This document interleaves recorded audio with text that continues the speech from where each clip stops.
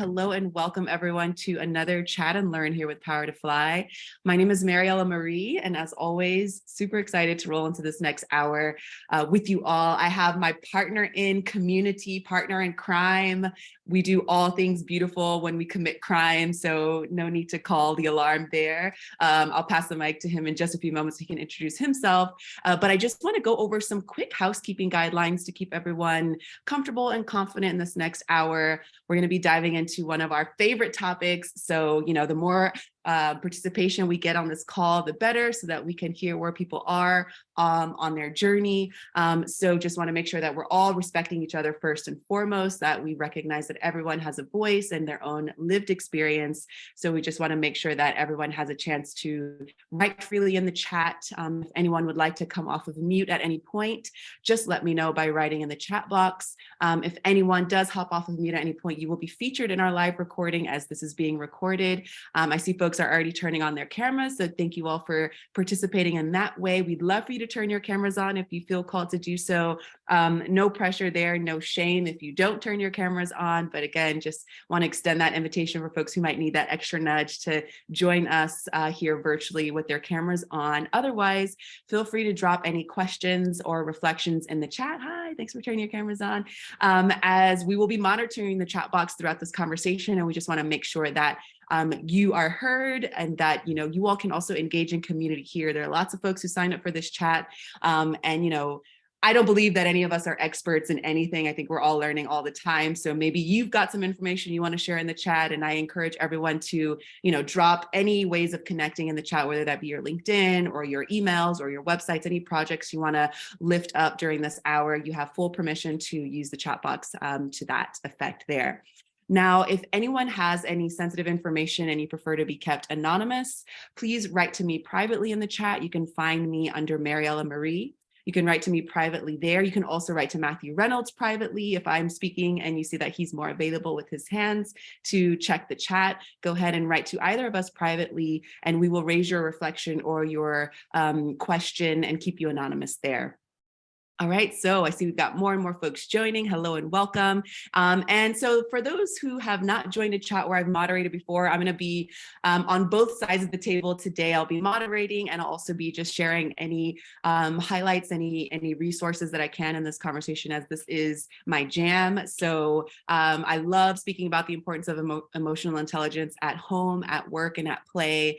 And I guess I can say that I'm blessed to have leaped into the beautiful, colorful waters of emotional intelligence at a young age when I decided to study theater and film and creative arts and performance arts instead of studying business. And well, I'm in the business world now, of course, as I guess you can say destiny and I have co-created together. So I like to kind of flip the script when I speak to emotional intelligence in that respect, because I know that most people lean into business first and then later they go into wanting to develop their inner child or the inner artist within, or their creative spirit within, so that they can be innovative in their work and also speak to all of the diverse needs and requests that our current modern society asks us to as leaders. So you can look at some of the things that I'm working on currently at positiveforceteam.org. I'll be dropping some links in the chat as well. I also work with Grow Dialogue. Love working with Grow Dialogue because we give things like, authentic dialogue trainings, where we learn how to use empathetic questioning and empathetic listening in order to create something new, essentially, and to, help unlearn a lot of the things that we have learned based on where we are in the world, and just the way that society trains us to try to stay in the lines. And so we try to help folks get out of the lines a little bit and express themselves. So I'll drop some links shortly so that you can stay tuned to what we've got going there. I am calling from the mighty mountains of Patagonia, Argentina, the original lands of the Mapuche people, originally from California. But if anyone is ever traveling in South America, holler at your girl. I'm here, and I would love to share time outside of the virtual world with you here in Patagonia. So without further ado, I'm going to pass the mic now to my dear brother from another mother, Matthew Reynolds. Let us know a little bit about yourself. I know we've done a couple of chats here with Power to Fly, but for those who have not heard you share knowledge and resources here yet, dive as deep as you'd like now. I know you're going to be sharing more about yourself as we get into some of the questions today, but let us know a little bit about you, Matthew Reynolds, and why you do what you do. Mariella, thank you so very much. Thank you for the invitation to be here. Thank you for the invitation for this work and stepping into this work and allowing those of us who may not know necessarily what emotional intelligence is, and the difference maybe between being emotional and emotional intelligence. And also those of us who are trying to put some connections together with where we're working or how we're working or how we are in the world as we are starting to unearth more and more who our authentic self is. And that's what I like to do. I'm out here to help be a world's creator. I'm coming to you from the big island of Hawaii, the lands of the Kanaka peoples. And I am here to share with people the idea of being able to find your authentic self underneath the quagmire of the status quo, the dominant culture, supremacy culture, the ideas of colonization.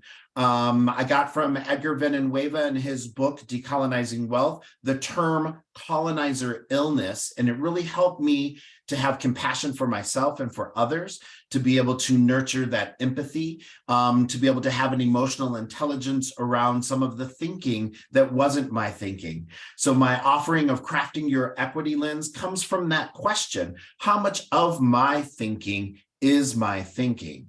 And how much of it has been influenced in a way through socialization that's based in this framework of colonization, of oppressing a group of people for monetary gain, for acquiring lands, for, in some cases, the murder of indigenous peoples. And so when we look at that mindset and that idea, how do we then dive into this idea of emotional intelligence? How do we really look at what am I bringing to work? Why am I working in the ways in which I am? Do I take rest and rejuvenation? What are some of the feelings that come up when I hear these things and when I hear the folks who are sharing in this room? What do I do with these emotions that are coming up for me? So there's a lot happening right now. I get sparked every time I'm in a room with you, Mariella. And so I'm going to put a damper on the rest of what I want to say in this moment, because I just want to, let's get started. Let's dive in. Let's go. But I'm going to pull back on that a little bit. Take a deep breath. I have my access needs met. I've got my water right here. I'm going to take a sip of that, and I'm going to pass things back to you, Mariella. Thank you for having me here. And thank you, Power to Fly, for having me here as well. Yes, thank you so much, Matthew Reynolds. Thank you, Power to Fly. All right, I'm going to stop sharing my screen for just a few moments because I want to get us pinned to the screen here with Matthew Reynolds. I see we got folks already writing in the chat that this is one of their favorite topics. And, I see folks are calling from all over. I'll just give you all a shout out here who have already written in the chat. We've got New Jersey representing, Ohio, Pennsylvania, Hawaii. Yes, great. All right. Let us know where you're calling from in the chat. So we get Texas, Sweden, Atlanta, Georgia. Awesome. So we can give you a shout out here. Maybe you all can mix and mingle among yourselves as well. I see folks are already dropping their LinkedIns and ways to connect. So keep that flowing, everyone. Great. All right.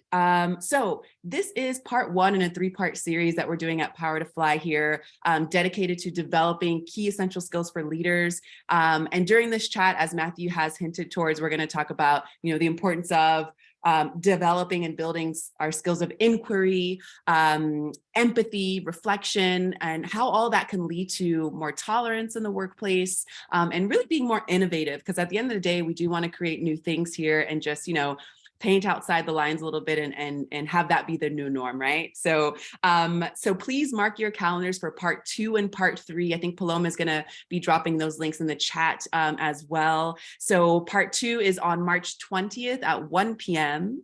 Eastern time. And then part 3 is May 3rd at 1 p.m. Eastern time. And if you attend all 3 sessions live, you will be eligible for a mindful leadership badge with Power to Fly. Power to Fly will be issuing a mindful leadership badge if you attend all 3 sessions live. And if anyone has any questions about that, please drop those questions in the chat and we will get those answered here. All right. Yeah, Jay says loves badges. Yes, yes, yes. Some people need that incentive, you know. Emotional intelligence can be a little like some people are like, oh, I don't know. So, you know, I love that over time, the language is evolving. I know that's we started, and some people still use, you know, soft skills, and some people are calling that into, you know, power skills and essential skills and things like that. So I know that this is definitely a timely conversation. So I just want to say again, thank you everyone for joining us here. So you got Cairo, Egypt on the line as well, Israel. Great, thank you all for dropping in the chat. All right, so 75% of Fortune 500 companies use emotional intelligence training. So I just want to see where our live audience is at the time right now of this present moment, just to see where you all are now. Please drop a 1 in the chat if you have already gone through an emotional intelligence training and you have already incorporated some sort of emotional intelligence development in your best practices for your employees. So go ahead and drop a +1 in the chat if you have done that. Drop a 0 in the chat if you have never gone through an emotional intelligence training and you do not have any kind of emotional intelligence training in your development practices and best practices for your employees. And there's no shaming here. We're all here to learn and grow. I'm not calling anyone out. We're lifting everyone up here. So your honesty is very valuable to us. So I see we've got a pretty good balance here. Lots of 0s, couple 1s. Okay, great. All right, and I see, and I know we have, you know, a global audience on the line as well. So depending on our lived experience, depending on where we are in the world, you know, we are introduced to emotional intelligence in a variety of different ways. So before we get started, I'm also just going to drop a link, since I see that we've got a lot of folks here who have never had a training before for emotional intelligence. I'm going to drop a link here in the chat, and this will let Matthew and I know that you are interested in receiving emotional intelligence training either as an individual or for your colleagues. So there are just some quick questions there. Fill it out if you feel called to, and Matthew, Reynolds, and I will be selecting 3 people who fill out this form to have a complimentary discovery call with us, so we can just learn a little bit more about your needs, your pain points, you know, different expectations and things like that. So go ahead and fill out that form, and we'll be selecting 3 people who fill out that form to have a complimentary discovery call with us today. All right, so lots already happening here. I'm going to invite us all to take a deep breath in, be present in this moment. I know a lot of us have been on the computer for a while today. Some of us are just starting the day. So I'm just going to invite us to connect with our bodies, get out of our minds, get out of the multiple screens that you've got on your computer, and join us in this moment here with just a couple of intentional deep breaths in through our nose and out through our mouth. One more time, in through our nose and out through our mouth. All right. So I know some of you all are looking for resources. That's something you can do at any point of your day, by yourself, with anyone else. Just get out of the screen, get out of all of the things that you haven't done on your to-do list. Use your breath to come back to yourself and be present. So thank you all for doing that with us today.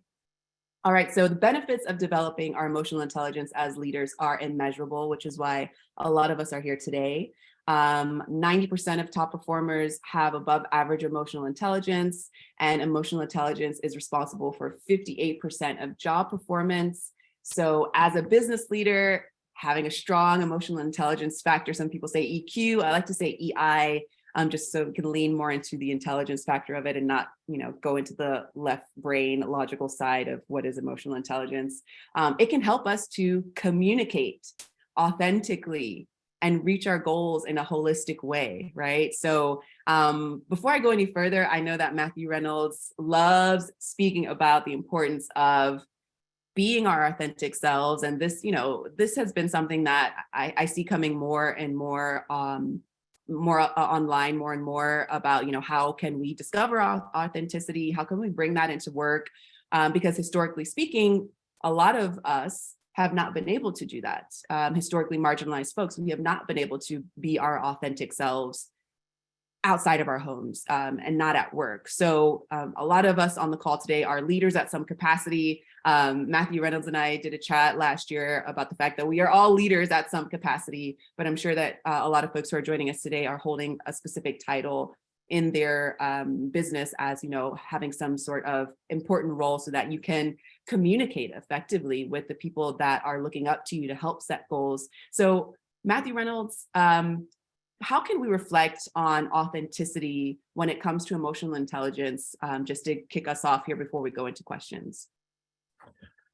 Mariella, thank you for that question. I think that it's important to realize when we look at the word authenticity and what has come up for that, it's already being co-opted by a side. Let's just call it that. There's a side out there that doesn't necessarily want us to acknowledge our own humanity. So our own personal humanness, how we are in the world, the connections that we have. There's so much research out there that says we are emotional beings. Neuroscience talks about it constantly, that we are driven by our emotions. And so some of the research that Brene Brown has done, she took a survey of a group of people and they could only come up with glad, sad, or happy, sad, and bad, right? Those are the three emotions that people could come up with. If we look at an emotional wheel, there are so many more words out there to describe. There's so many more emotions than just those three, right? And all of those things make up our humanity. So now we have people who are out there, and let's take it back. Let's just go back to the industrial age, right? When all of a sudden a lot more folks were being taken off of the farm, making food, all of a sudden became making textiles and other products. And so we don't want your emotions here. We want your physical body here. We want, and even before that, we had slavery in the United States and in other places throughout the world globally. And so it was this idea of dehumanizing our human bodies, our humanness, so that we could get more work out of people, so that we could have people work harder, work longer hours, work with less water and food, other things, et cetera, et cetera. So out of slavery in the United States with our history, and I know that we've got a global audience, so I want to be mindful of that as well. That's why I'm starting with that industrial age, where globally people were like, oh, we need these certain things for the evolution of humanity. But at what cost? And I feel the cost that we lost is that we started more and more to dehumanize ourselves. We started more and more to just kind of go along with the status quo or socialization's idea of this is going to, for the betterment of humanity, that we lose some of our humanity. And so that ties in now that people are using words like authentic, words like being woke, words like soft skills. And these are things that are being used and weaponized to keep us not seeing our own personal humanity and the humanity in others.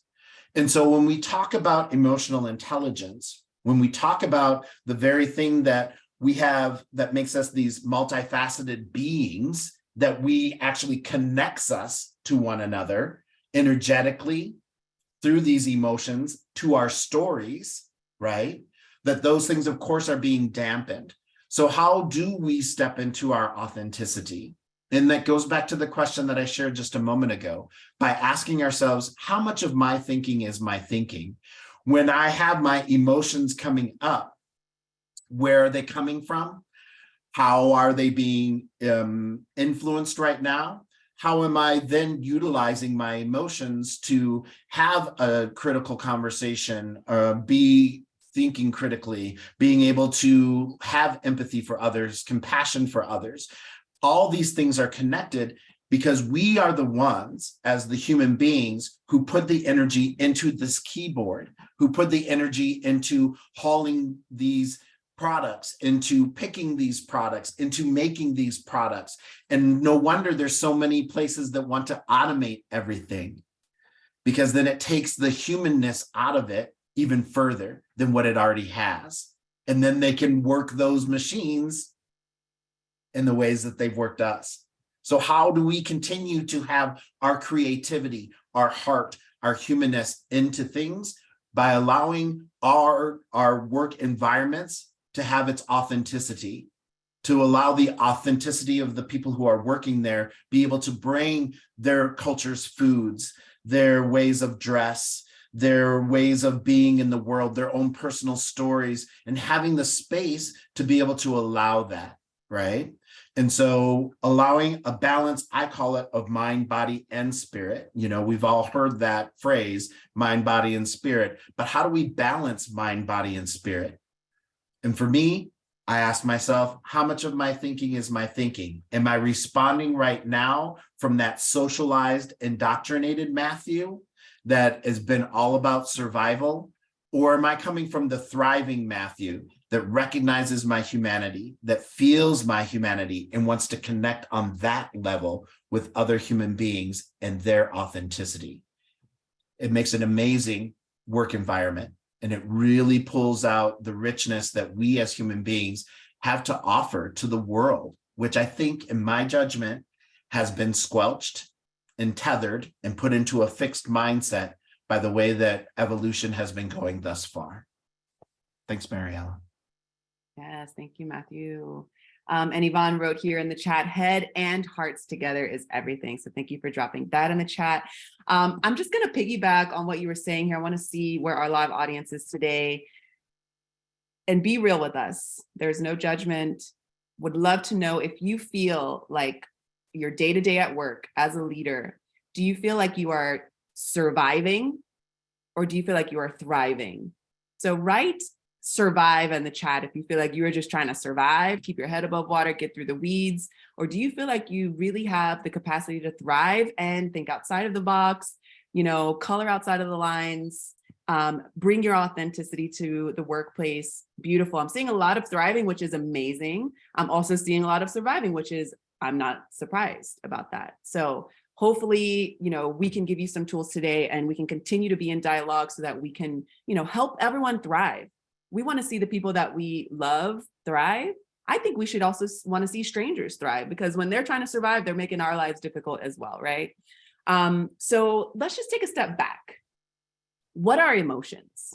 I'm going to ask you all to think about this as I read some, you know, definitions of what the scientific world has deemed emotions to be. But I'm going to ask a minute for our live audience to drop how they define emotions in the chat in just a second. So I'm going to read something here, and I would like to know what you all think emotions are. So according to the cognitive appraisal theory, emotions are judgments about the extent that the current situation meets your goals. For example, happiness is the evaluation that your goals are being satisfied, as when winning the lottery solves your financial problems, and being asked out holds the promise of satisfying your romantic needs. Some doctors say that emotions do far more than expressing feelings. They regulate the pitch frequency of the nervous system. Different scents may have a greater ability to bring up an emotional memory in you than seeing a picture or hearing a voice. The University of Berkeley says emotions are an important part of the human experience. We feel a variety of different things, and being able to put a label on those feelings is helpful for increasing self-awareness and self-understanding. So considering what I've just read, you can either define what emotions mean to you, or you can go as far as to define what does emotional intelligence mean to you. So considering what I just read and what you have already in your mind, in your lived experience, what are emotions? What is emotional intelligence? I'm gonna give a light pause here so people have time to write in the chat. Take your time. We want to see what you all think. There are no wrong answers, so no one will be getting marked wrong for dropping what they think in the chat. What are emotions for you? What do emotions mean? And if you want to go as far as to share your definition of emotional intelligence, what is that?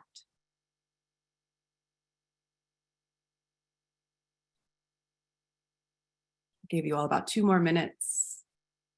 There are no wrong answers.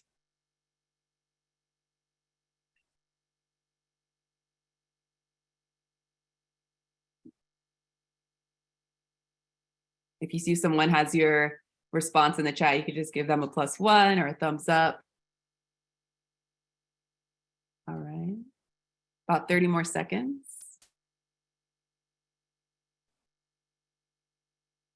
Matthew, I'm going to ask you to shout out some of these that are calling your attention, or you can go through all of them. Thank you all for participating. About 10 more seconds. So Matthew Reynolds, let us know what you see in the chat. What I'm seeing in the chat is, people's understanding that, like, there's bits and pieces to me of emotional intelligence within it. And I think that that's a part of us re-emerging into our emotions and where we're at. We've spent so much time being indoctrinated by the ideas of soft skills. Don't cry, don't bring that in. You're too emotional. We are emotional beings. There's no such thing as being too emotional. And so what I'm seeing is that a lot of people have the various aspects of it, of emotional intelligence. And so people are sharing those, and also, their own definitions of what they themselves have done, trainings possibly that they've taken, other resources that they've looked at and stuff, and in their own lived experience. To me, I think that there's 3 important aspects of emotional intelligence: awareness, so empathy, the ability to take your emotions and apply them, so harness the energy that comes up out of them so that we can get tasks like thinking and problem solving done. And then being able to manage those emotions, the ability to regulate our own emotions, and to be able to cheer up or calm down or bring awareness for others who may be in an emotional state.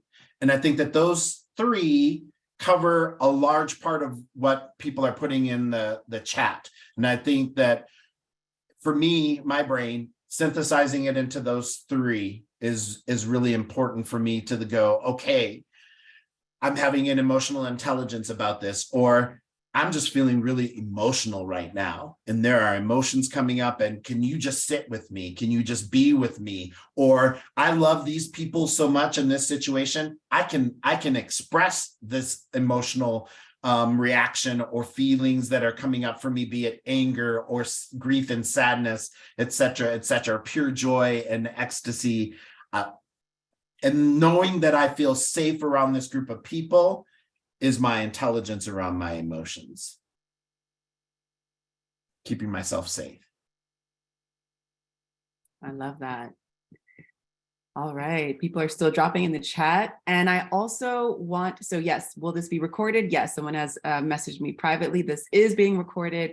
And for folks who might be rewatching this, I'm just gonna shout out some definitions here in the chat, because I know that they won't have access to it as they're rewatching.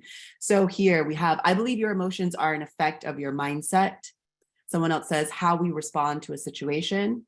Someone else says, emotional intelligence is the connection between my head and heart and governs how I engage with others.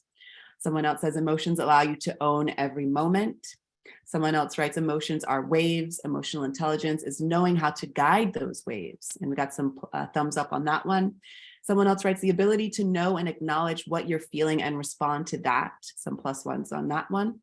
Emotions are a natural state of mind based on a current situation. Being aware of your feelings and the feelings of others. Emotions are your indicator of alignment. Empathy, manageable, shareable, regulating, being are all within emotional intelligence. Emotions are usually bad feelings, someone writes. Interesting. Emotions are the nature of human being. Feeling I get as a result of an action directed at me or not. All right, we've got lots more folks writing, so thank you all so much. I would like to share my screen just to emphasize the importance of, maybe this is an activity that you all can do with your team or, with your colleagues. I don't know if you all have heard of the parable of the elephant and how folks were blindfolded and asked to describe what was in front of them. Has anyone ever heard this parable before? No, I see some no's. Matthew, okay, you have. So the parable of blindfolded people and the elephant is a story of a group of blindfolded folks or people who were born blind and who have never seen an elephant before. They have never come across an elephant, and they are asked to learn or imagine what an elephant is by touching it. And each person is blindfolded, as I said, or they are born blind, and they have never seen an elephant. They feel a different part of the elephant's body, but only one part. They are only feeling one part. So you have someone who is feeling the tail, for example, or one person who is feeling the tusk. And then they are asked to describe what an elephant is based on their limited experience. We can say, their limited lived experience, and give descriptions. So of course, each person comes up with a different idea of what an elephant is. And this parable has many forms and shapes. If you have something within your culture that you'd like to share, how the parable is usually told in your culture, drop that in the chat. But the moral of this story is that, someone will say, oh, an elephant is a long line of tough rubber. And is that an elephant? No, but are they wrong? No, this is their truth in this example, right? So, this is just an example of how we all have our way of seeing the world. And in this case of how we just ask, what are emotions to you? And what is emotional intelligence to you? Everyone is going to see the elephant in a different way, because there's no way that I can experience your emotions. There's no way that I can know what makes you feel safe, comfortable, and have the ability to thrive unless I use my communication skills and use my empathetic questioning, my empathetic listening, and discover how you see the elephant, right? And so, this is how the parable ends. Some people say, oh, this is a snake, this is a tree, an elephant is a wall, an elephant is a spear. And of course, an elephant is none of those things. But if we take the human into account in this parable, we have to realize that, based on what they are feeling and experiencing, that they are not necessarily wrong.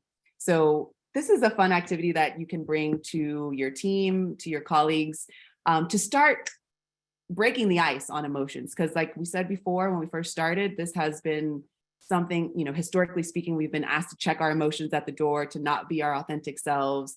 And so asking someone how you experience emotions, or what do emotions mean for you? I would also argue that, yes, you do have time to ask these empathetic questions to your team and to your colleagues, because if not, then we're just in a loophole and we're not asking people to be their authentic selves at work. So I hope that was helpful, looking at this parable. And I would just like a follow-up question here. How do you all express your emotions? Are you more like a sponge, and do you soak up all your emotions and you kind of stay there, you stay heavy, and you don't really have an outlet to release your emotions? Do you feel more connected to, let's say, a vast ocean? Do you feel more connected to a waterfall or a river? These are some, outside of the box kinds of questions that I'm bringing to you that you can maybe jot down if you're looking to bring some of this empathetic questioning to your colleagues or to other leaders on your team. How do you express your emotions? Are you like a sponge? And what does that mean? You're soaking it all in, you're holding it, you're a container basically. And what happens if we're a sponge? Maybe we experience burnout really quickly. Maybe we don't have the space to listen to others. We don't even have the space to listen to ourselves, because we are a sponge in that example. Or do you feel like you are a waterfall? You have an easy way of managing your emotions, as they come, you're able to release them, you're able to let them flow, becoming a new waterfall in every moment. If we want to look at the beauty of that analogy as well. Do you feel like you are a vast ocean with your emotions, that they can go really, really deep and even into the abyss? And in that case, how do you share that power with your colleagues? Or are you a constant storm?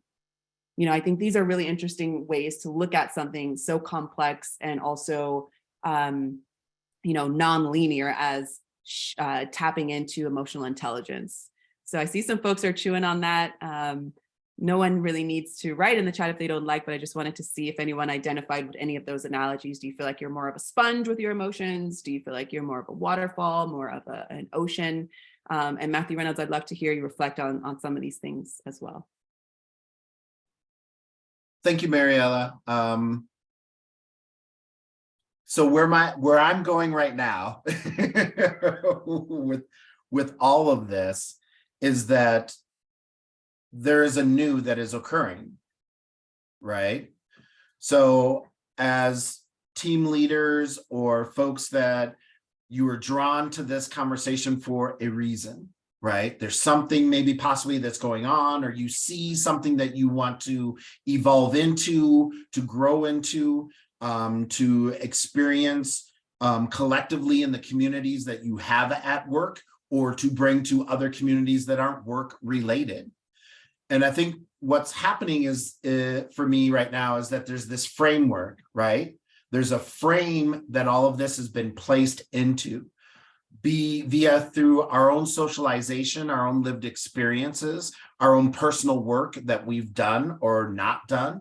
I am a firm advocate for health and wellness, and that includes a therapist, and being able to have folks that I can talk to that have been trained in a particular way to help guide some of the things that are coming up for me. If you break your arm, you go to a doctor that's going to fix your arm. You don't necessarily go to the doctor that is only for particular other aspects, to the dentist. You don't go to the dentist to fix your broken arm. That's what I was trying to get to.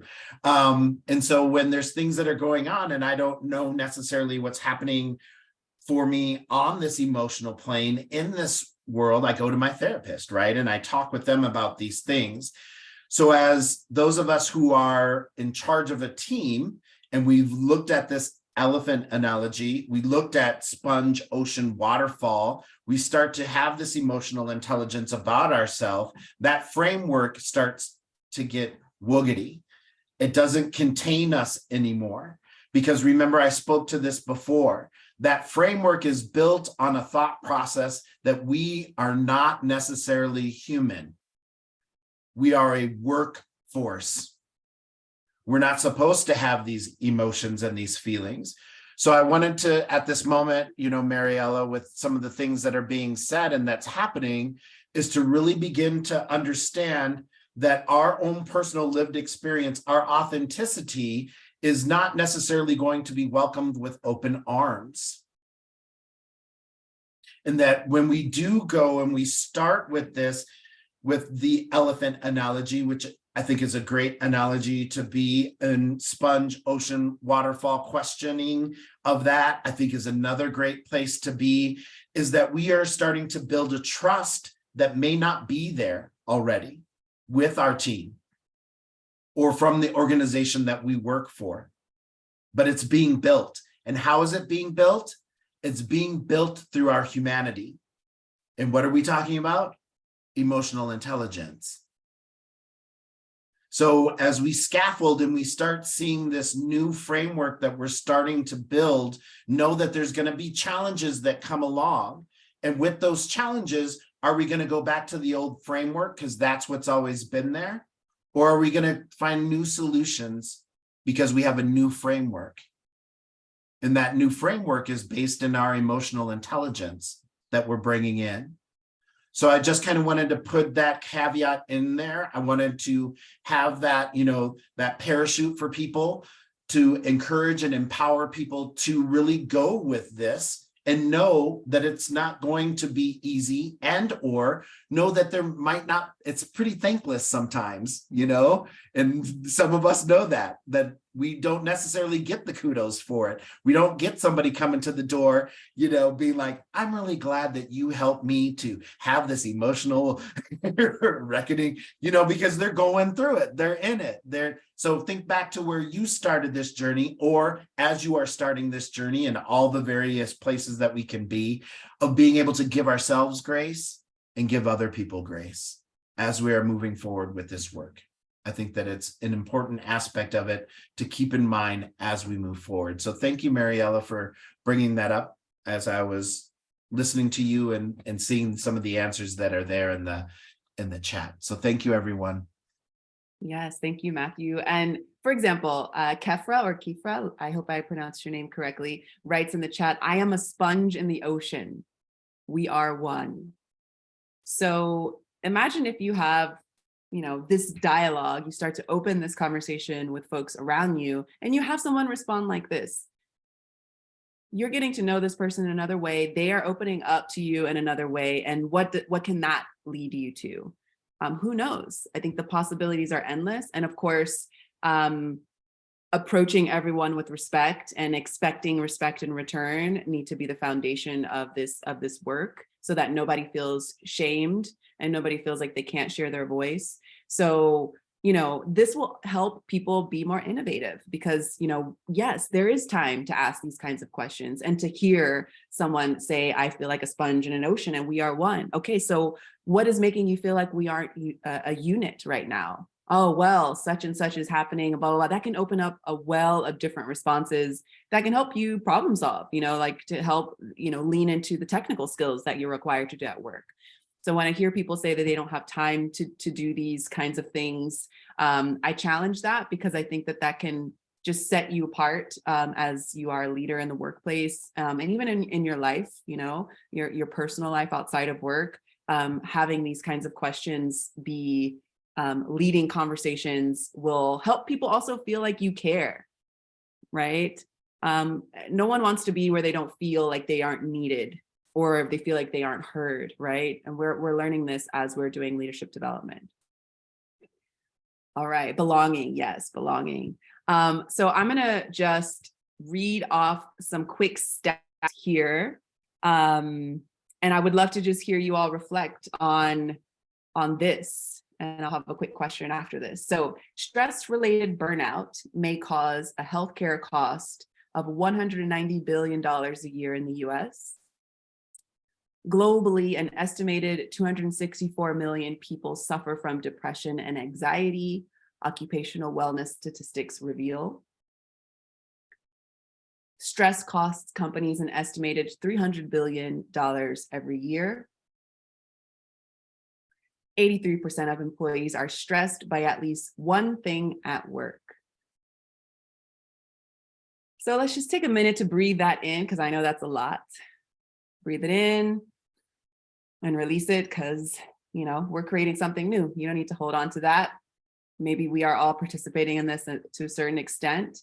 But my question that I want to raise to our live callers today is, why is it important to have an emotional intelligence practice as a leader? Why is it important to have an emotional intelligence practice, to be developing your emotional intelligence as a leader? I mean, of course, obviously these points on the screen reveal why it's important, because at the end of the day, a lot of these, a lot of your role as a leader is to make money for a company, right? But you have to consider the human that is behind the company, which is what Matthew Reynolds has been saying for this conversation. The human is powering the company. So I know at the end of the day, we don't want to lose money. We want to, get to our bottom line. But look at how these stats, I had to bring them into this conversation because, this helps show the importance of, how to avoid burnout. Why are people feeling burnt out? Why do people feel like they aren't being heard? Why are people feeling that they aren't able to, focus and grow and thrive? Why are they feeling like they just need to survive? Anna here writes, to see mental health warnings like burnouts in yourself or someone on the team. Absolutely. Absolutely. That's why it's important. That's one reason it's important to develop an emotional intelligence practice as a leader. Anyone else have anything to add there? Allison writes, to be in tune with yourself and with others. Yes. Again, you're working with human beings. You are a human being yourself. So it's unlearning a lot of this, programmed way of working in the world, right? Checking your emotions at the door, not being your authentic self in the workplace, not asking empathetic questions, not having the ability to listen. If you ask questions, holding space and making the time to listen to others so that we can do these things like Allison saying, being in tune with ourselves and with others. And so, and also what Anna is saying, to see the warnings ahead of time, right? And save some money also. That's also a perk. You save some money. You help someone feel like they belong, and you don't lose money because that person isn't going to go, right? Rhonda, right, outside of the self need of it, when you don't work on it, you may affect others that connect with you. Absolutely.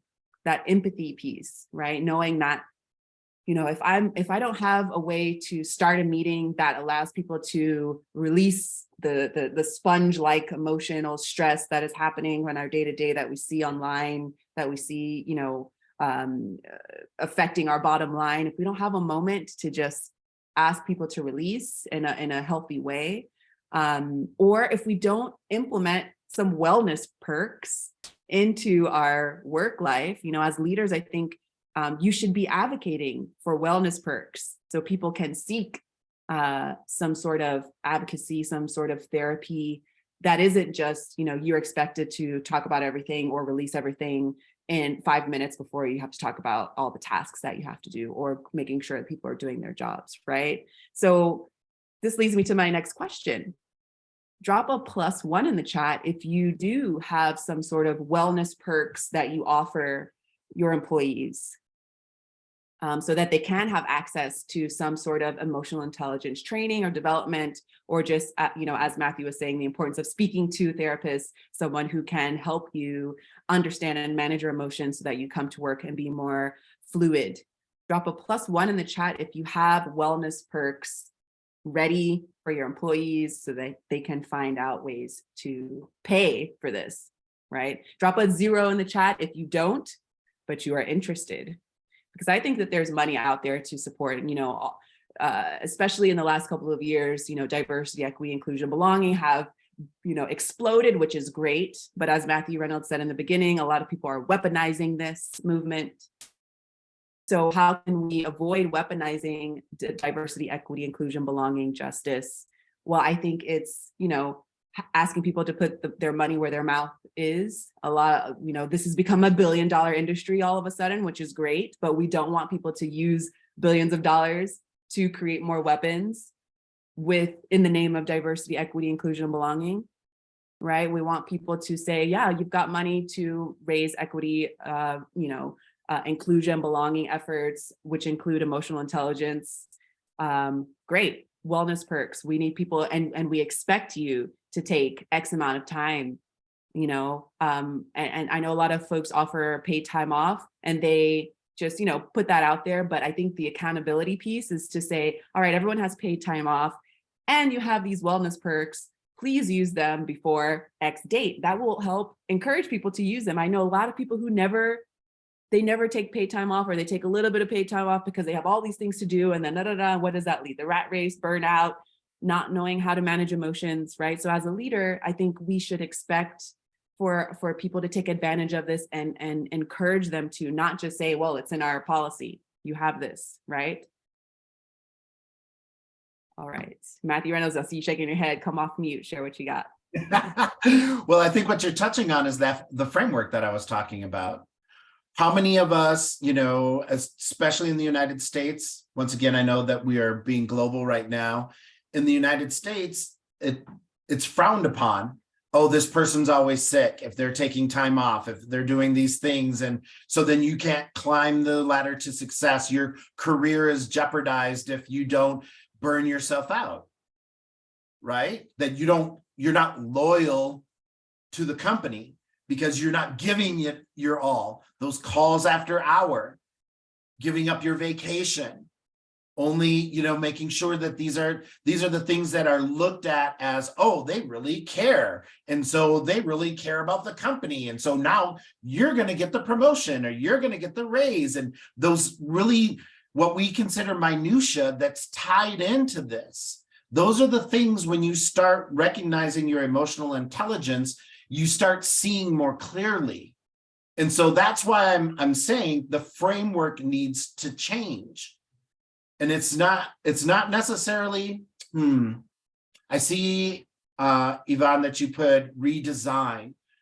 I'd take it even further. It's not even redesign it. Let's build something completely new. Right? Because redesign to me says that there's still going to be some of that minutia in there that we don't quite see quite yet. So why not go, I want to see people's humanity first and foremost. I want there to be a sense of emotional intelligence. I want people's authenticity to be here. I want there to be trust and belonging and dignity. I want these things here to be part of my framework. Not a redesign that I try to squish into this other framework, because this other framework is toxic and it will eat those other things up eventually. We need new frameworks. And it's not a wrecking ball. No, I'm not saying burn it down. I'm saying build the new. We have these powerful, beautiful people in this space. There are beautiful beings in here who are intelligent and smart. And this is the difference between surviving and thriving. Thriving to me is that we don't have systems that are based on the oppression of anyone. And a stepping stone for that, right, is to be able to step into my emotional intelligence and my authenticity and build something new. To be able to say to these old frameworks, I don't subscribe to that ideology. We're going to have to find a different way to talk. What is this new way of talking? And that's what I mean by, if we don't step far enough away from the old way, when the bigger problems start to happen, the brain, neuroscience, heuristics, we're going to go back to the framework that we know, because we know it. And we're going to try to solve our problems with that. So then all of a sudden we've just moved back into the old way of being. And that's what I'm hoping to do with this. These are empowerment skills. Feel empowered through your humanity, through your connected humanity, to build something new. And it doesn't need to be revolutionary. It doesn't need to be this big revolution kind of thing. We're just building new stuff. And we're inviting people to come and be a part of that. And if there are systems that are laws that are being enacted to keep us from building the new, that's what we need to start looking at and being like, hey, why not build something new? Yes, I love the calling in, Matthew. Nick writes here, C-suites are ideating these changes and have been a part of the movement, but I do not see enough development of middle management to make change. I would like to hear anyone reflect on what Nick wrote here in the chat, also Matthew Reynolds, but anyone here who is live with us, as you know, we've got about 7 minutes here left today, and I want to hear you all reflect. Yes, Matthew, go for it. Really quickly, C-suite, middle management, hierarchical, patriarchy, system, framework, old news. What's the new? Go even further. Take it beyond that. Push even further. Push even further, y'all. If you need somebody to say, it's okay, I'm saying it's okay. Feel empowered. Come up with whole new ways. Why does it have to be based on this? Because as soon as we put it in levels and do this hierarchical thing, there has to be someone beneath us, lesser than, oppressed by that idea and that thought process. And I may be getting, because I'm inspired by the room and I'm inspired by the folks who are in here. Let's build something new. Let's truly build something new. Absolutely. Absolutely. And yeah, it's, getting comfortable with being uncomfortable.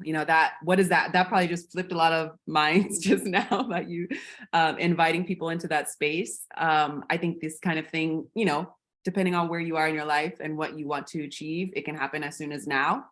And that kind of thing can happen if you make your exit plan. You're right. I don't want to be in this stuck in middle management and no one's listening to us and we don't have the ability to blah, blah, blah. So exit plan in the next year, in the next 2 years, 3 years, this is what I'm reaching for, to make it accessible for you. And if you want some more of this kind of guidance and push and pull in this nurturing way, I'm going to drop this form again in the chat so that you can see what we have to offer. This is what we do when we do leadership development. We ask these kinds of questions. We expect you to question us also with things that are coming up for you in your workplace, as we are all going through our own lived experiences. We have a lot of, weight on our shoulders, as a lot of what we see happening in our modern world is, asking us to change and asking us to, be more inclusive and be more empathetic and be more, all of these things that we're seeing headlining. But it's like, it takes the human to move that into position. So, and as Matthew Reynolds is saying, it takes a different mindset, a different framework. Thank you all for writing in the chat, loving this. So we've got about 4 more minutes. Anyone else want to write things in the chat here? I'll just flag some things that are happening already. Rhonda writes, my belief is things may seem to work or things may seem possible because not enough of us are standing on what we believe or feel. Absolutely. Yvonne writes, that's the key. Upending current systems has everything to do with expanding discomfort with the current system. Love it. Yes, absolutely. And we're not asking you out, like Matthew Reynolds says, this is not a wrecking ball. We're not asking people to burn down anything. It's happening. It's dismantling on its own because people don't want to stand for that anymore. So do you want to be participating in something that is unraveling, dismantling, or do you want to move, dance over to the other side and create something new with people like Matthew Reynolds is saying, we're here in the room together in this virtual space because clearly we're all interested in creating something new. And emotional intelligence in the realm of this new thing that we're creating is going to automatically change so much of the way that we work and show up as leaders in the space. So Virginia here writes in the chat, yes, leadership development is missing in today's environment. When we encourage growth outside of the technical skills, people begin to feel more valued. Absolutely. Thank you for dropping that in the chat, Virginia. Whew. All right, I'm going to invite everyone to take a deep breath in. I don't know if y'all were expecting this conversation to happen today, but we went there. Take a deep breath in and release that breath. I hope that you all have been able to pick up some resources, whether that be, with the breath that we have been exploring today, just to not hold on to all of the things that we expect ourselves to do or we expect other people to do, just to release that with our breath. That is some people don't see your breath as a resource, but it is, and it's key to helping our emotional intelligence to be more fluid in the space. I hope that you all have also been able to grab onto different tools and resources to bring to your teams and to your colleagues. These kinds of empathetic questions and empathetic listening skills really, really work when we're trying to develop our emotional intelligence. Of course, there's so much more to talk about with emotional intelligence, which is why we've got part 2 and part 3 coming up, where we will be exploring more of these power skills, these empowerment skills, these essential skills. So it's really important that you participated in this part 1, where we went deep into emotional intelligence just by asking you all where you're at. We hope that you come back to part 2 and part 3 so that we can dive further into this conversation. I would love to hear some of you reflecting on some things that you've done in the space between now and our part 2. See if you've been able to bring some of these things up in your community with your colleagues, or even on your own in your personal lives. Please come back for part 2 and part 3 to share that with us. Matthew Reynolds has dropped his new book that is out. Definitely go pick that up if you've liked what you've heard him share with us today. You're gonna love his book. I've got it by my nightstand and I've got it all marked up. So I encourage you all to check that out. Thank you all for dropping in the chat. Lots of love here happening in the chat. Matthew Reynolds, I'm gonna leave the last word for you. What you got? Thank you, thank you, thank you, Mariella. May we all move into the world in a way in which embraces our own authenticity, our own humanity, so that we can lead with our humanity as we move into our day, the rest of this week, the weekend, and into the new world that we're trying to build for everyone. I love you all. Teach peace. Yes. All right. We'll see you all next time. Take care.